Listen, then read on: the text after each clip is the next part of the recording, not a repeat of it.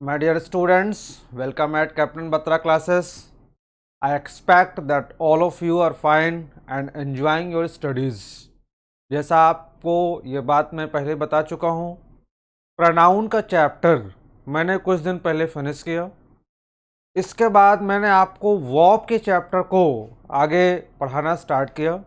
आज मैं आपको प्रोनाउन के कुछ क्वेश्चंस कराने चल रहा हूँ। तो जैसा आप जानते हैं कि जब आप प्रोनाउन, नाउन, वर्ब, एडवर्ब या किसी भी चैप्टर के क्वेश्चंस जो एग्जामिनेशन में आते हैं वो ए बी सी डी ये 4 पार्ट्स में डिवाइड होते हैं। आपको ये देखना होता है कि on the basis of grammar यानी ग्रामर के आधार पर अगर उसके किसी पार्ट में करेक्शन है, अगर आपको लगता है कि on the basis of grammar any part requires any correction, तो जिस पार्ट में करेक्शन होगा that will be your answer, वही पार्ट आपका आंसर होगा। If you think that there is no correction the sentence is grammatically correct, अगर आपको लगे कि इस पूरे सेंटेंस में कहीं पर करेक्शन की कोई रिक्वायरमेंट नहीं है तो आपका आंसर होगा डी, और डी का मतलब है नोयर। तो इस प्रकार से आपको ग्रामर के आधार पर यह बताना है कि सेंटेंस के किस पार्ट में करेक्शन रिक्वायर्ड है। तो आज मैं आपको प्रोनाउन के कुछ क्वेश्चंस कराने चल रहा हूं। तो प्रोनाउन में पहला क्वेश्चन हम लोग लेते हैं। पहला क्वेश्चन है ये कि दीज बुक्स आर संजूज, यानी ये संजू की किताबें हैं। एंड योर का मतलब तुम्हारी किताबें हैं। देन वाई, फिर क्यों। आलोक वांटेड टू टेक देम, आलोक उनको लेना चाहता है। अब आपको यह बताना है कि पार्ट ए में करेक्शन है these books are Sanju's and your, then why Alok wanted to take them. अब आपको यह बताना है part A, part B, part C किस पार्ट में करेक्शन है। और अगर किसी पार्ट में कोई करेक्शन नहीं है तो जैसा मैंने आपको बताया कि इसका आंसर डी होगा। तो अब आप ये बताइए कि इसके किस पार्ट में करेक्शन है, सेंटेंस को पढ़ें और बताएं। तो आप याद करिए, मैंने प्रोनाउन में आपको प्रोनाउन का चार्ट पढ़ाया था, पर्सनल प्रोनाउन का चार्ट, जिसमें नॉमिनेटिव केस, ऑब्जेक्टिव केस और पजेसिव केस पढ़ाया था, जिसमें फर्स्ट पर्सन, सेकंड पर्सन और थर्ड पर्सन। और जैसा मैंने बोला कि इनके नॉमिनेटिव, ऑब्जेक्टिव और पजेसिव केसेस मैंने आपसे डिस्कस किए थे। तो अब आपको उसी रूल के आधार पर यह बताना है कि इसमें कहां पर करेक्शन है। अगर आपको याद हो तो याद करिए, मैंने आपसे कहा था कि जब हम एपोस्ट्रोफे एस लगाते हैं, अगर किसी नाउन को हमें पजेसिव केस में रखना होगा तो उसमें हम एपोस्ट्रोफे एस लगाएंगे। जैसे दीज बुक्स आर संजूज में जो संजूज लिखा है ये पजेसिव केस में, किसी नाउन को पजेसिव केस में रखने के लिए एपोस्ट्रोफे एस लगाते हैं। इसके बाद आप यहां देखो योर लिखा हुआ है, ये जो योर है ये भी पजेसिव केस में है। जब मैंने आपको पर्सनल प्रोनाउन का चार्ट पढ़ाया था उस समय आपको ये बताया था कि योर एक होता है और एक होता है योर्स, और इन दोनों के यूज में क्या डिफरेंस है। योर जब भी हम यूज करते हैं उसके बाद हमेशा हम कोई ना कोई नाउन यूज करते हैं। जैसे मान लीजिए आपको अगर ये कहना हो कि दिस इज योर, तो उसके बाद आप लिखेंगे class, this is your class. मैंने आपसे डिस्कस किया था कि जब भी हम माई का यूज करेंगे, योर का यूज करेंगे, हिस का यूज करेंगे, हर का यूज करेंगे, देयर का यूज करेंगे और इट्स का यूज करेंगे, तो ये पजेसिव एडजेक्टिव भी है और पजेसिव प्रोनाउन भी है। और इनके बाद हमेशा हम कोई ना कोई नाउन यूज करेंगे। जैसे मैंने लिखा कि दिस इज योर क्लास, यानी आप ये नहीं कह सकते हैं कि दिस इज योर, आप योर के बाद हमेशा नाउन लिखेंगे। तो अब आपको यहां पर क्या एरर है, these books are Sanju's and your लिखा है। या तो आप ये कहें कि these books are Sanju's and your books, और आपको मालूम है कि अब आप योर बुक्स नहीं लिख सकते, क्योंकि जब एक बार हमने नाउन को यूज कर लिया तो अब हम उस नाउन को दोबारा यूज नहीं करेंगे, उसका रिपीटिशन नहीं करेंगे। तो मैंने आपको बताया था इसकी जगह पर आप योर्स का यूज कर सकते हैं। तो यहां पर क्या होना चाहिए था, यहां पर होगा these books are Sanju's and yours. और योर्स का मतलब क्या है, योर्स का मतलब यह है कि योर बुक, जैसे मैंने कहा कि this is my coat, this is my coat का मतलब यह है कि ये मेरी कोट है। और अगर हम ये कह दें कि that is yours, that is yours का मतलब क्या है कि दैट इज योर कोट, यानी या तो हम ये कहें कि दैट इज योर कोट, और या हम ये कहें कि दैट इज योर्स। तो जब हमने एक बार कोट का यूज कर लिया तो हम दोबारा उसको यूज नहीं करेंगे, उसकी जगह पर क्या कहेंगे, दैट इज योर्स। तो इस प्रकार से यहां पर जो योर आया है उसके बाद हमें कोई ना कोई नाउन लेना ही होगा। तो इस तरह से ये योर नहीं होगा, बल्कि यहां पर योर्स होगा। These books are Sanju's and yours, यानी यहां पर आपको ये पजेसिव प्रोनाउन लेना होगा। ये पजेसिव प्रोनाउन यहां पर गलत है। ये बात मैंने आपको प्रोनाउन के, पर्सनल प्रोनाउन के चार्ट में आपको समझाई थी। अब हम लोग नेक्स्ट क्वेश्चन में आते हैं। अगला क्वेश्चन भी जैसा आपको मालूम है प्रोनाउन से ही है। वंस शी आस्क्ड हर, एक बार उसने उससे पूछा। आस्क्ड हर टीचर, अपने टीचर से पूछा। दैट व्हाट हैपेंड, कि क्या हुआ। When the English left India for ever, जब अंग्रेजों ने हमारे देश को हमेशा के लिए छोड़ दिया। तो अब आपको देखना है कि वंस शी आस्क्ड हर, पहला पार्ट ये हुआ। दूसरा ये है teacher, that what happened when the English left India for ever.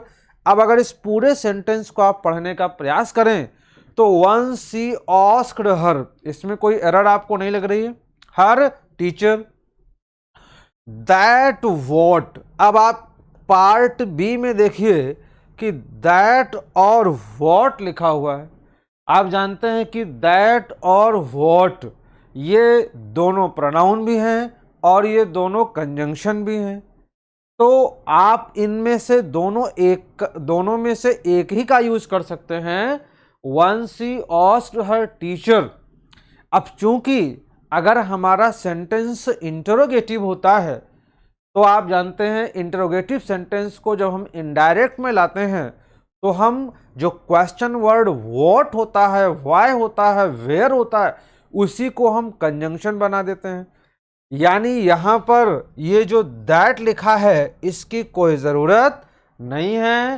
Once she asked her teacher what happened when the English left India forever, यानी इसमें जो दैट और व्हाट दो कंजंक्शंस आए हुए हैं या दो प्रोनाउंस आए हुए हैं, इसमें से एक ही प्रोनाउन आपको यूज करना है, एक ही कंजंक्शन यूज करना है। जो व्हाट है यही यहां पर कंजंक्शन और प्रोनाउन दोनों का काम करेगा। तो आप इसको याद रखेंगे।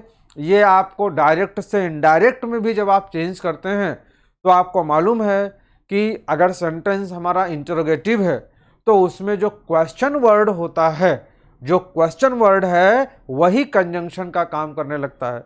अगर सेंटेंस हमारा अफर्मेटिव है तो हम बीच में कंजंक्शन दैट का यूज करते हैं, लेकिन अगर इंटरोगेटिव है तो जो इंटरोगेटिव वर्ड होगा वही कंजंक्शन का काम स्टार्ट कर देगा। तो इसमें व्हाट ही जो है ये कंजंक्शन बन जाएगा। इस प्रकार से इसका जो आंसर होगा वो पार्ट बी होगा। दैट और व्हाट दोनों एक साथ यूज नहीं हो सकते। आप इसको ध्यान रखेंगे, बहुत इंपॉर्टेंट है ये। नेक्स्ट क्वेश्चन पर हम लोग आते हैं। अगला क्वेश्चन ये है कि Alok is the best boy and who reads. ध्यान दीजिए क्वेश्चन को। Alok is the best boy and who reads his books when we sleep at night. अब आप देखो पार्ट ए में Alok is the best boy and who reads.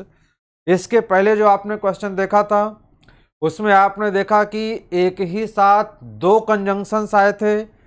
ठीक उसी से मिलती जुलती कंडीशन आपको देखने को मिल रही है कि यहां पर भी दो दो कंजंक्शन एक साथ आ रहे हैं। दो कंजंक्शन का मतलब यह है कि इसमें एंड कंजंक्शन है और जो हु है ये एक रिलेटिव प्रोनाउन है। मैंने ये आपको रिलेटिव प्रोनाउन जब पढ़ाया था तो रिलेटिव प्रोनाउन के चैप्टर में ये चीज़ मैंने आपको बताई थी कि जो रिलेटिव प्रोनाउंस होते हैं वो कंजंक्शन का भी काम करते हैं। तो Alok is the boy who reads his books, यानी इसमें जो एंड आया है इस कंजंक्शन की यहाँ पर कोई रिक्वायरमेंट नहीं है, क्योंकि हु एक ऐसा रिलेटिव प्रोनाउन है जो रिलेटिव प्रोनाउन भी है और कंजंक्शन भी है। तो इस प्रकार से Alok is the boy who reads his books when we sleep at night. तो यहां पर एंड की कोई जरूरत नहीं है, जैसा कि पिछले क्वेश्चन में था कि ये जो हु है ये खुद ही रिलेटिव प्रोनाउन है और कंजंक्शन का काम करता है, तो इसमें एंड की कोई जरूरत नहीं है। चलिए नेक्स्ट क्वेश्चन में आते हैं। अगला सवाल है when I saw a baby, यानी जब मैंने एक बच्चे को देखा।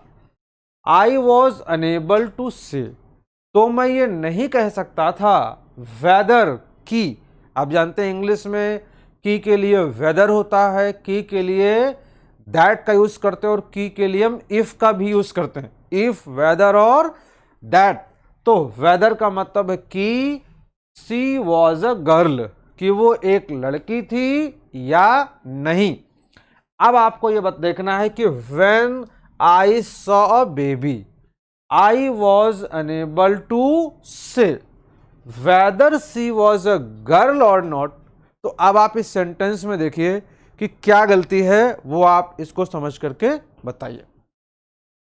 अब देखिए, जैसे जब आप ये कहते हैं कि जब मैंने एक बेबी को देखा तो मैं ये नहीं कह सकता था कि ये लड़का है कि लड़की।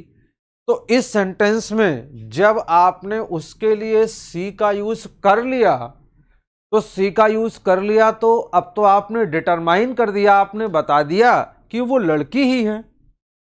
दूसरी बात यह है कि इंग्लिश लैंग्वेज में जो बेबी होता है, जो बेबी का मतलब जो इन्फेंट, जो न्यू बॉर्न बेबी होता है, उसका इंग्लिश लैंग्वेज में कोई भी, उसको हम इंग्लिश लैंग्वेज में न्यूटर जेंडर में रखते हैं। ये इंग्लिश लैंग्वेज में यूज है। हालांकि बेबी का जेंडर तो माँ के पेट में ही फिक्स हो जाता है, निर्धारित हो जाता है, लेकिन यहाँ जो सी है वो नहीं होगा, बल्कि इसकी जगह पर हम इट लिखेंगे।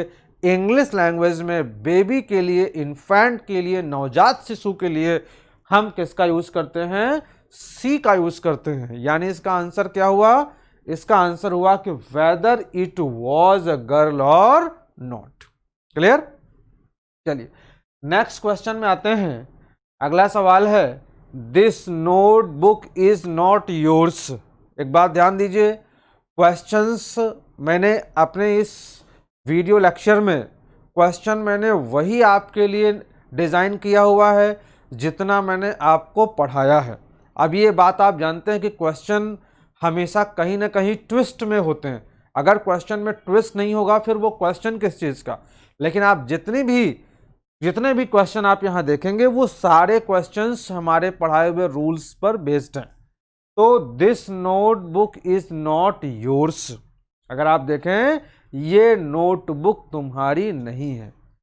परहैप्स इट इज हर्स, अब आप देखिए वही पुरानी बात जो थोड़ी देर पहले आपने देखा था, मैंने बोला आपसे कि हर के बाद, योर के बाद, हिस के बाद, माई के बाद आपको हमेशा कोई ना कोई नाउन लेना होगा। यानी आपको क्या कहना था, perhaps it is her books. अगर आप यहाँ पर ये आप लिख रहे हो, अगर ये आपने यहाँ पर हर लिख ही लिया तो उसके बाद आपको बुक्स लिखना पड़ेगा, क्योंकि हर ये पजेसिव एडजेक्टिव भी है और पजेसिव प्रोनाउन भी है। ये सारी बातें मैं आपको समझा चुका हूँ कि हर पजेसिव एडजेक्टिव भी है, पजेसिव प्रोनाउन भी है, योर पजेसिव एडजेक्टिव है, पजेसिव प्रोनाउन है, माई पजेसिव एडजेक्टिव है और पजेसिव प्रोनाउन है। लेकिन अब यहाँ पर हर की ज़रूरत है कि नहीं, तो जब एक बार हमने बुक को मेंशन कर दिया तो अब आप जानते हैं कि दोबारा हम बुक को मेंशन नहीं कर सकते। तो जहाँ पर ये हर लिखा है वहाँ हम हर की जगह पर क्या लिखेंगे, वहाँ हम लिखेंगे hers. Perhaps it is hers, और हर्स का मतलब क्या है, perhaps it is her books. तो इस प्रकार से आपने देखा कि जहाँ हर है वहाँ पर हर्स होगा, क्योंकि हर को यानी किसी पजेसिव एडजेक्टिव को, पजेसिव प्रोनाउन को, जो जिनमें कि हर है, माई है और माइन है, इनको तो हम बिना नाउन के यूज ही नहीं कर सकते। तो यहाँ पर हम क्या लिखेंगे, हर्स लिखेंगे, जैसा इसके पहले वाले क्वेश्चन में भी हम लोगों ने डिस्कस किया। अब हम नेक्स्ट क्वेश्चन में आते हैं। अगला क्वेश्चन क्या है कि herself is a teacher, herself is a teacher, but she does not avail herself of the chance to prosper।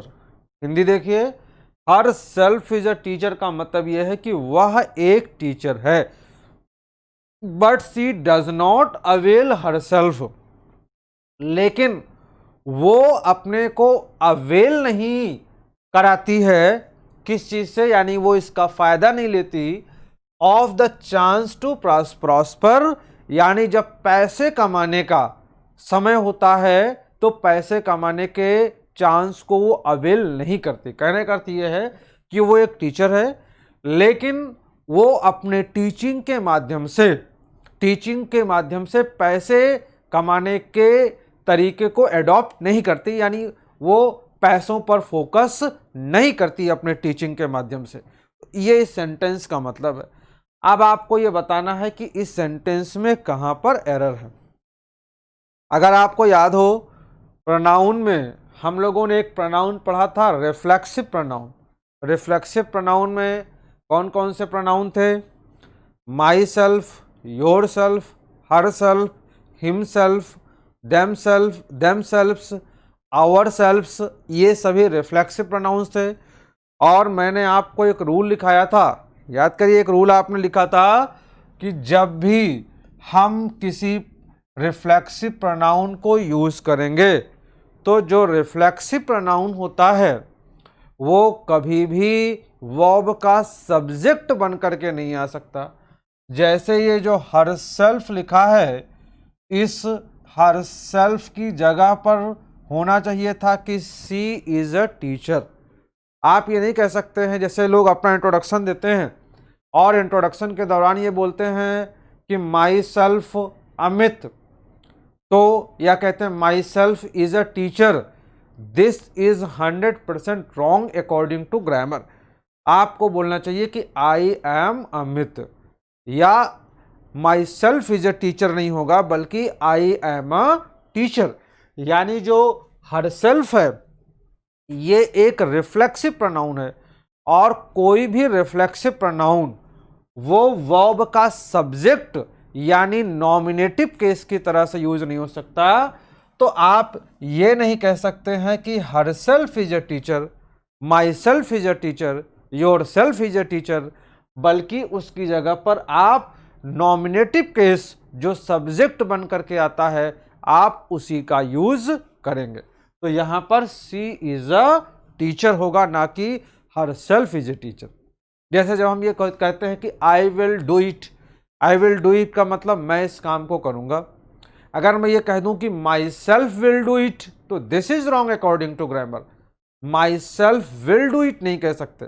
हाँ, आप ये कह सकते हैं कि I myself will do it, मैं स्वयं इस काम को करूंगा। जब आप ये कहते हैं कि आई माई सेल्फ, तो अब इसमें जो माई सेल्फ आया हुआ है ये एक एम्फैटिक प्रोनाउन है, ना कि ये एक रिफ्लेक्सिव प्रोनाउन है। जैसे इस सेंटेंस में आप ये कह सकते हो कि सी हरसेल्फ इज अ टीचर, यानी वह स्वयं एक टीचर है। तो जब सी के बाद आपने हरसेल्फ लिखा तो ये यहाँ पर एक एम्फैटिक प्रोनाउन है, ना कि यहाँ पर ये रिफ्लेक्सिव प्रोनाउन है। जैसे आप देखिए यहाँ अवेल के बाद जो हरसेल्फ आया हुआ है ये एक रिफ्लेक्सिव प्रोनाउन है। आप याद करिए, मैंने आपको रिफ्लेक्सिव प्रोनाउन में लिखाया था कि कुछ ऐसे वर्ड्स होते हैं जिनके बाद हम हमेशा रिफ्लेक्सिव प्रोनाउन का यूज करते हैं। वो कौन कौन से वर्ड्स हैं याद करिए, avail, exert, apply, present, absent. ये एक लंबी लिस्ट है जो मैंने आपको लिखाई थी कि उसमें हम रिफ्लेक्सिव प्रोनाउन का यूज करते हैं। फिलहाल ये जो हरसेल्फ है यहाँ पर ये सब्जेक्ट की तरह से यूज नहीं हो सकता, हमें इसकी जगह पर सी लिखना होगा। Clear? Okay, come to the next question. Among boys and girls 8 boys love one another while 2 girls hate each other। यानी लड़के और लड़कियों में 8 बॉयज ऐसे हैं जो एक दूसरे को लव करते हैं और 2 गर्ल्स ऐसी हैं जो एक दूसरे को हेट करती हैं। अब आपको देखना है कि इस सेंटेंस में कहाँ गलती है। अगर आप सेंटेंस को ब्रेकअप में देख करके थोड़ा समझने का प्रयास करें, जैसे अमंग बॉयज एंड गर्ल्स, इस सेंटेंस में कोई गलती समझ में नहीं आ रही। 8 boys लव वन अनदर, इस सेंटेंस में भी कोई गलती समझ में नहीं आ रही। while ये एक कंजंक्शन है, 2 girls hate one another। आप याद करिए, जब मैंने आपको प्रोनाउन पढ़ाया था तो प्रोनाउन के दौरान मैंने आपको बोला था कि जब हम टू के लिए बोलते हैं तो उस समय ईच अदर का प्रयोग करते हैं। जब हम मोर देन 2 की बात करते हैं उस समय हम वन अनदर का यूज करते हैं। जैसे जब 8 बॉयज की बात हो रही है तब तो यहां पर इसके लिए हम वन अनदर का यूज करेंगे, दिस इज करेक्ट। लेकिन जब हम 2 गर्ल्स की बात करेंगे तो 2 गर्ल्स के लिए वन अनदर नहीं आएगा, बल्कि 2 गर्ल्स के लिए हम क्या करेंगे, 2 गर्ल्स के लिए हम ईच अदर का प्रयोग करेंगे। वन अनदर का यूज हम मोर देन 2 के लिए करते हैं, और जब हम 2 की बात करते हैं तो उसके लिए हम क्या करेंगे, ईच अदर। यानी इस पार्ट में करेक्शन कहाँ पर हो गई, पार्ट सी में जो वन अनदर है उसकी जगह पर ईच अदर होगा, क्योंकि 2 के लिए ईच अदर आता है और मोर देन 2 के लिए वन अनदर आता है। चलिए नेक्स्ट क्वेश्चन लेते हैं। अगला सवाल है, only one of the girls that have secured first class. थोड़ा ये सेंटेंस पढ़ के समझने में आपको परेशानी आएगी और समझ के आधार पर ही आप इस सेंटेंस का आंसर दे पाएंगे। Only one of the girls that have secured first class, यानी जिन गर्ल्स ने, जिन लड़कियों ने फर्स्ट डिवीजन पाया है, ओनली वन, उनमें से केवल एक। और जैसे ही आप सेंटेंस को ढंग से समझ लेंगे मीनिंग उसकी, वैसे ही आप आंसर भी बता लोगे। तो जिन लड़कियों को फर्स्ट डिवीजन मिला है उनमें से एक लड़की ऐसी है, is both laborious and intelligent. वो लेबोरियस भी है और इंटेलिजेंट भी है। अब मैं इस पूरे सेंटेंस की पूरी हिंदी आपको बताता हूं। इस पूरे का मतलब यह है कि जिन लड़कियों को फर्स्ट डिवीजन मिला है उनमें से केवल एक ही लड़की ऐसी है जो लेबोरियस भी है और इंटेलिजेंट भी है। अन्यथा जिनको फर्स्ट डिवीजन मिला है वो या तो लेबोरियस हैं और या तो इंटेलिजेंट हैं, यानी दोनों नहीं हैं। तो अब आपको ये इस सेंटेंस में एरर बतानी है, only one of the girls that have secured first class. अभी मैंने हालांकि बोलने के दौरान आपको बता भी दिया था, only one of the girls that have secured first class is both laborious and intelligent. इसमें पार्ट बी में जो सी लिखा हुआ है, इस प्रोनाउन की कोई ज़रूरत नहीं है।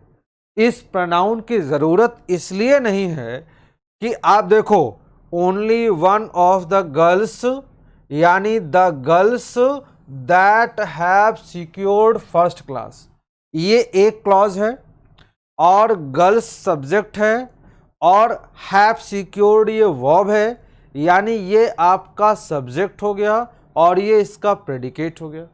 लेकिन इसके पहले जो ओनली वन लिखा हुआ है, ये ओनली वन के लिए यहां पर हमने इज का प्रयोग किया।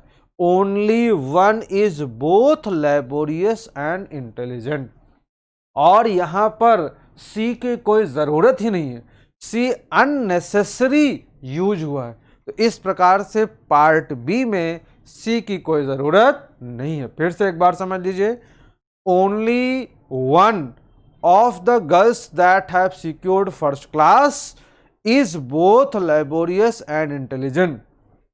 आप इसको यहां से देख सकते हैं, only one is both laborious and intelligent.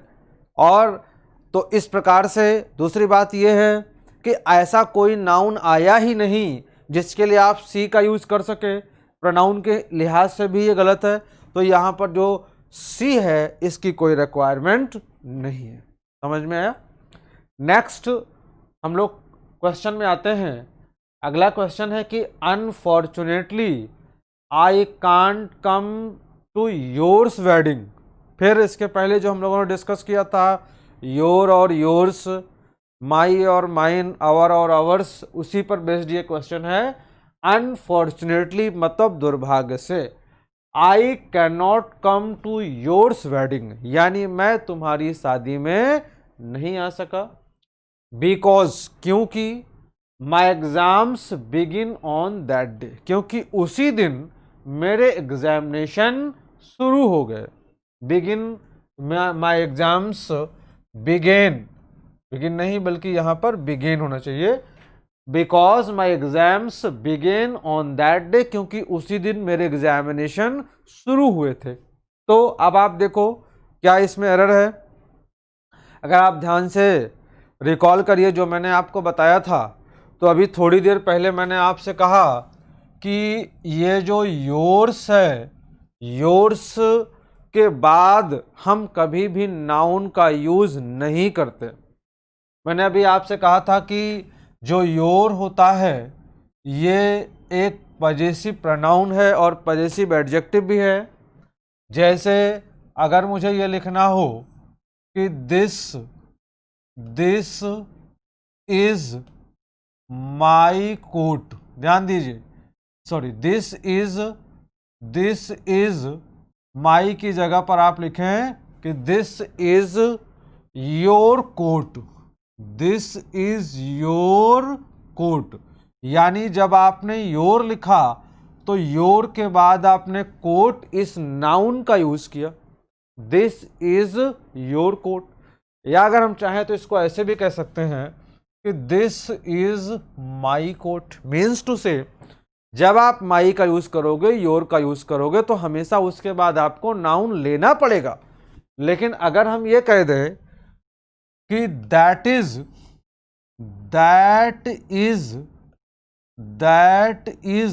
Yours, this is my coat and that is yours, ये मेरी कोट है और वो तुम्हारी कोट है। तो अब आप देखिए, दिस इज माई कोट के बाद दैट इज योर्स जो लिखा है, इसका मतलब क्या, दैट इज योर कोट। लेकिन अब हमने योर अगर लिखा होता तो उसके बाद कोट लिखते, लेकिन और अगर हम योर्स लिख देंगे तो योर्स के बाद हम कभी भी नाउन का यूज नहीं कर सकते।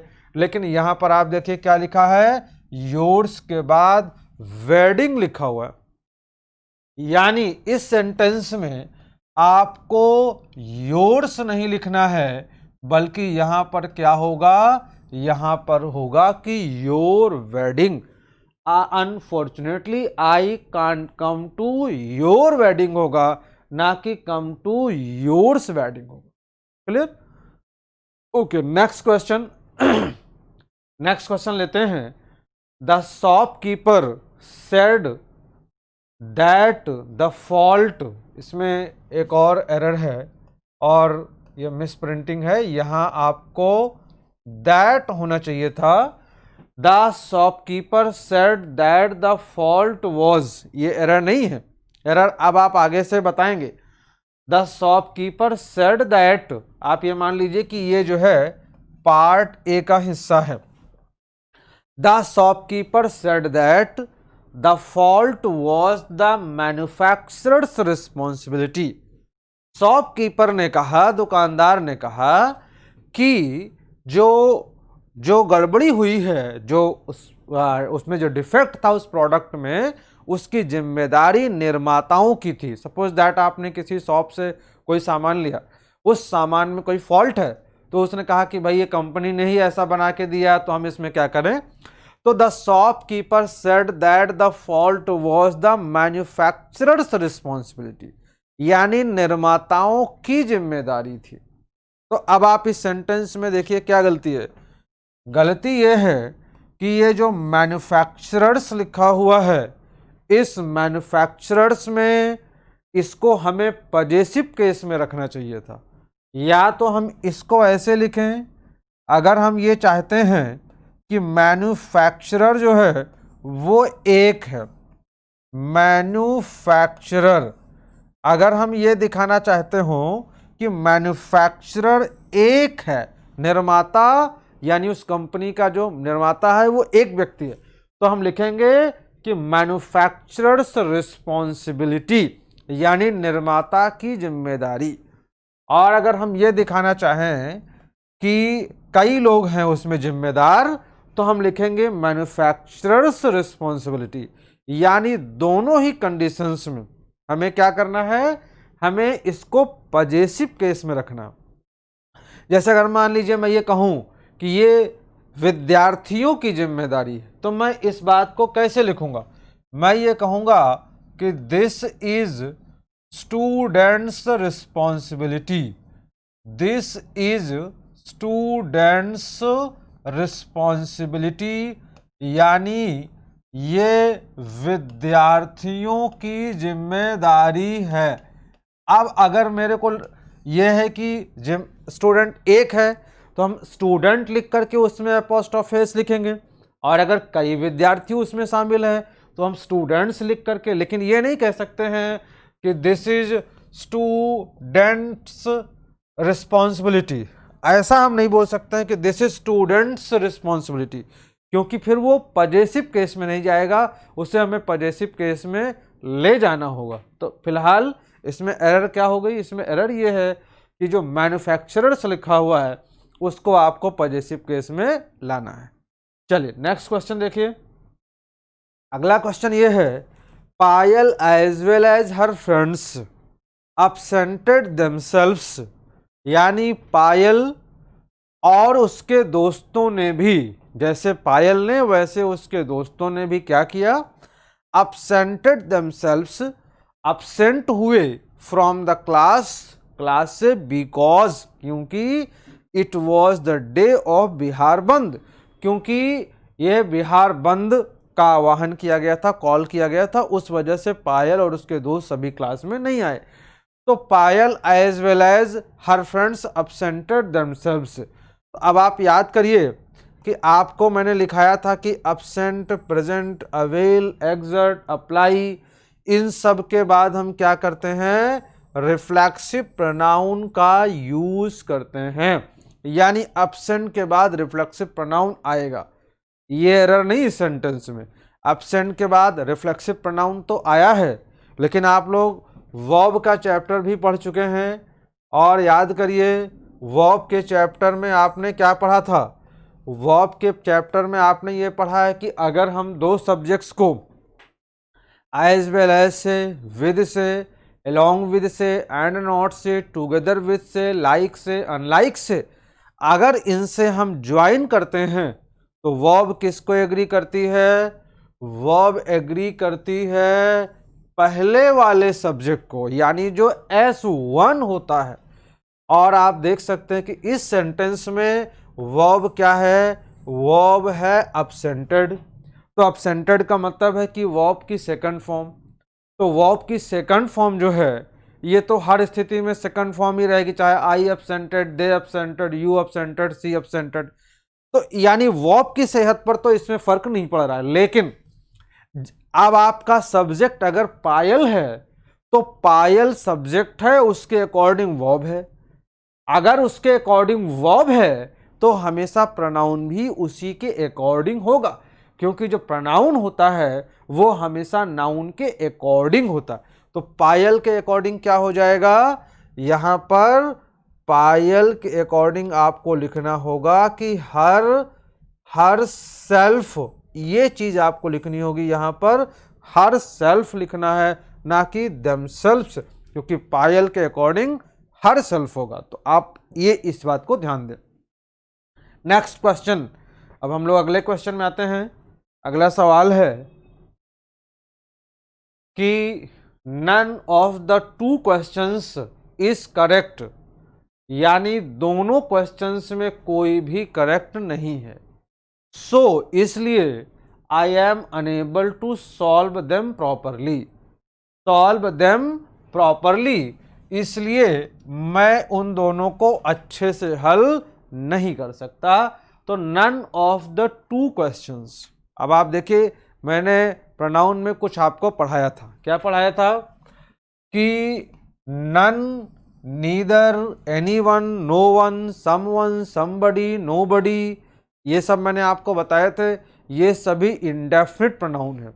और याद करिए, मैंने आपसे ये कहा था कि जब हम दो का यूज करते हैं तो उस समय हम किसका यूज करेंगे? उस समय हम नीदर का यूज करते हैं। जब हम मोर देन टू का यूज करते हैं उस समय हम नन का यूज करते हैं। तो जैसे यहां लिखा है none of the two questions, अगर टू क्वेश्चंस की बात हो रही तो हम क्या लिखेंगे? Neither of the two questions. अगर यही जहां पर टू लिखा है, अगर यहां आप टू की जगह पर थ्री लिख दीजिए तो आप ये कह सकते हैं कि neither of the three questions. Clear? मैंने आपसे बोला कि जब हम दो की बात करते हैं उस समय नीदर होगा, जब हम मोर देन टू की बात करेंगे उस समय नन होगा। तो जब ये लिखा है कि none of the two questions, clearly mention है टू क्वेश्चंस, तो आप क्या लिखेंगे? नीदर लिखेंगे, ना कि नन लिखेंगे। तो neither of the two questions. अब एक और बड़ी इंपॉर्टेंट बात प्रोनाउन के दौरान भी हम लोगों ने डिस्कस किया था। अगर हमने कहीं पर neither, anyone, no one, someone, somebody, nobody, anybody, इन सब का प्रयोग किया हो तो उस समय verb will always be singular. Verb हमेशा क्या होगी? सिंगुलर होगी। तो अब एक सवाल ये भी बन सकता है कि नीदर, चलिए मान लीजिए हमने लिखा कि neither of the two questions, और जहां पर इज लिखा हुआ है वहां हमने क्या कर दिया? आर। और आप ये देखते हैं कि यहाँ क्वेश्चंस लिखा है तो आर है, तो ठीक तो है, क्वेश्चंस लिखा आर है। जबकि आपको मालूम है कि अगर neither, anyone, no one, someone ये सब आ गए तो इनके बाद जो वर्ब आएगी वो हमेशा सिंगुलर होगी। और हर बात को आपको ध्यान रखना है। यह बात भी मैं आपको बता चुका हूं, अगर कहीं पर प्रीपोजिशन ऑफ आया है तो ऑफ के पहले जो भी नाउन या प्रोनाउन होगा वही वर्ब का सब्जेक्ट होगा। मीन्स टू से यहां पर सब्जेक्ट कौन है? यहां पर सब्जेक्ट नीदर है। तो जब नीदर सब्जेक्ट है तो उसके अकॉर्डिंग वर्ब क्या हो जाएगी? सिंगुलर। चलिए नेक्स्ट क्वेश्चन लेते हैं। अगला सवाल है कि ही is one of the best writers, यानी वो उन सबसे अच्छे राइटर्स में, लेखकों में से एक है, that has written on this subject, जिन्होंने, दैट का मतलब जिन लोगों ने इस सब्जेक्ट पर, इस टॉपिक पर लिखा हुआ है। तो अब आप बताइए इसमें क्या गलती है। He is one of the best writers that has written. Did you get it? आपने इस बात को समझा कि इसमें गलती क्या है? गलती इसमें यह है कि ये लिखा हुआ है बेस्ट राइटर्स, और बेस्ट राइटर्स के बाद यहां पर ये दैट आया हुआ है, और उसके बाद आप देख सकते हो कि इसमें हैज रिटन आया हुआ है। हैज रिटन कैसे हो सकता है? जब हमने ये जो दैट लिया है, ये दैट राइटर्स के लिए यूज हुआ है, और राइटर्स क्या है? राइटर्स प्लरल है। तो जब हमारा रिलेटिव प्रोनाउन जो है, जब हमारा रिलेटिव प्रोनाउन प्लरल है, यानी जो हमारा एंटीसीडेंट है, याद करिए मैंने आपको समझाया था कि जब हम किसी प्रोनाउन का यूज करते हैं तो उस प्रोनाउन को उसके एंटीसीडेंट के अकॉर्डिंग ही करेंगे। तो जब हमारा एंटीसीडेंट प्लरल है तो वर्ब क्या हो जाएगी? वर्ब हमेशा और हमेशा वर्ब आपकी प्लरल हो जाएगी, यानी यहां पर हैज रिटन की जगह पर हैव रिटन होगा, क्योंकि ये जो दैट आया है वो राइटर्स के लिए आया हुआ। अब आप ये नहीं सोचिएगा ही इज वन, सर अभी आपने बताया था कि ऑफ के पहले जो वन आया है, तो वन यहां पर सब्जेक्ट नहीं है। आपने ये बात कह दी कि ही is one, he is one, यानी वन इसमें आगे अब कोई रोल प्ले नहीं कर रहा, इसलिए यहां पर आगे उसको हम कैरी नहीं करेंगे। ओके, नेक्स्ट क्वेश्चन है, you and he tried his best, यानी तुमने और उसने अपनी पूरी कोशिश की to pass the examination last year, पिछले साल एग्जामिनेशन को में पास होने के लिए तुमने और उसने अपनी पूरी कोशिश की। तो अब यहाँ पर एरर क्या है? यहाँ पर एरर आप देख सकते हैं कि ये हिज लिखा हुआ है और हिज थर्ड पर्सन के अकॉर्डिंग है।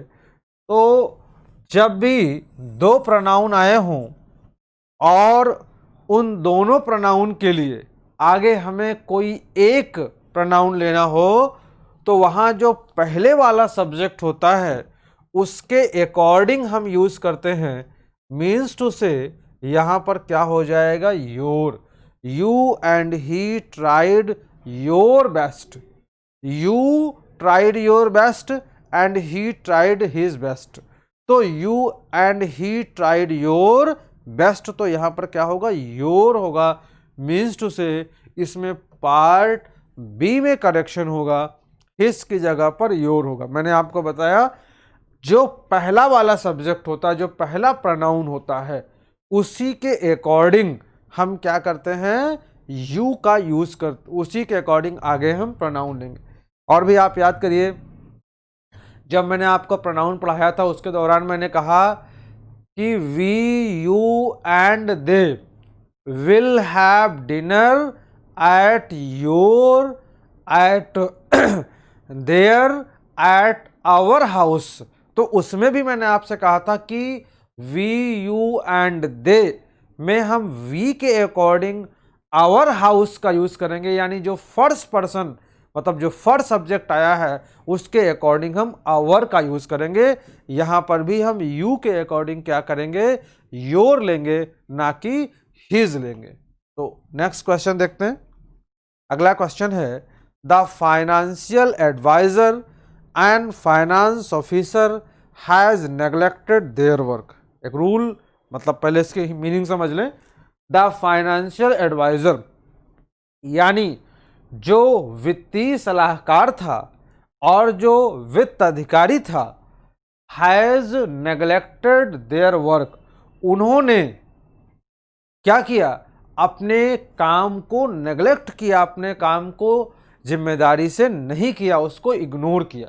तो अब आप याद करिए, एक रूल मैंने आपको पढ़ाया था कि when two subjects, when two nouns are joined by and, अगर हमने दो सब्जेक्ट्स को एक साथ एंड से ज्वाइन किया हो, ध्यान दीजिएगा पूरी बात मैं बता रहा हूं, जब हमने दो सब्जेक्ट्स को एंड से ज्वाइन किया हो और एंड से एक साथ ज्वाइन होने के बाद अगर वो दोनों सेम पर्सन को दिखाते हो, I am reminding you the rule, अगर वो दोनों सेम पर्सन को दिखाते हो, the verb will be singular and pronoun also will be singular.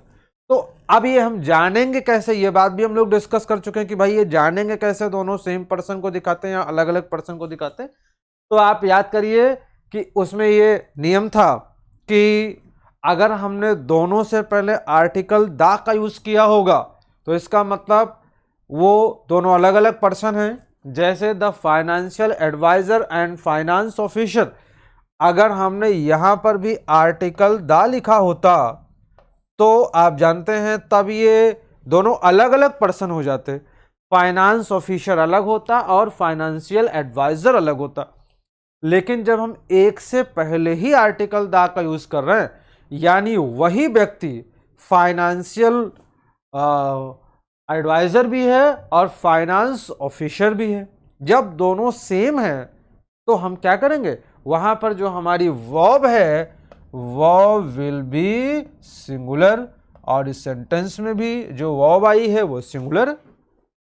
लेकिन आगे आप देखिए इसमें जो प्रोनाउन आया हुआ है वो प्रोनाउन देयर लिखा हुआ है एंड दिस इज इनकरेक्ट। अब यहां जो प्रोनाउन जो है वो क्या होगा, देयर की जगह पर ये जो प्रोनाउन है ये होगा हिज, यानी has neglected his work. His work इसलिए होगा क्योंकि वही व्यक्ति जो है फाइनेंशियल एडवाइजर और फाइनेंस ऑफिसर दोनों है, तो दोनों क्या करते हैं, सेम पर्सन को शो कर रहे हैं, इसलिए वर्ब हमारी सिंगुलर और प्रोनाउन भी क्या होगा, सिंगुलर। तो इस प्रकार से मैंने आपको ये दिखाया कि जो प्रोनाउन मैंने आपको पढ़ाया था उन प्रोनाउन पर कुछ क्वेश्चंस मैंने आपको कराए, मैंने उन क्वेश्चंस को एक्सप्लेन किया, उनमें आपको एरर बताई और उसके पीछे कौन सा रूल, ग्रामर का कौन सा रूल रिस्पॉन्सिबल है और उससे रिलेटेड जिस चैप्टर से जिस रूल से था वो पूरा मैंने आपको एक्सप्लेन किया, यानी एक प्रकार से मैंने आपका वो पूरा चैप्टर रिवाइज कर दिया। तो इसके अलावा भी जो क्वेश्चंस हैं आगे मैं आपको कराऊंगा और आप अपनी जो बुक्स हैं उन किताबों से भी आप क्वेश्चंस करते रहेंगे ताकि आपकी इसमें और अंडरस्टैंडिंग बेहतर हो सके। I think that you all would have enjoyed the session. Thank you so much.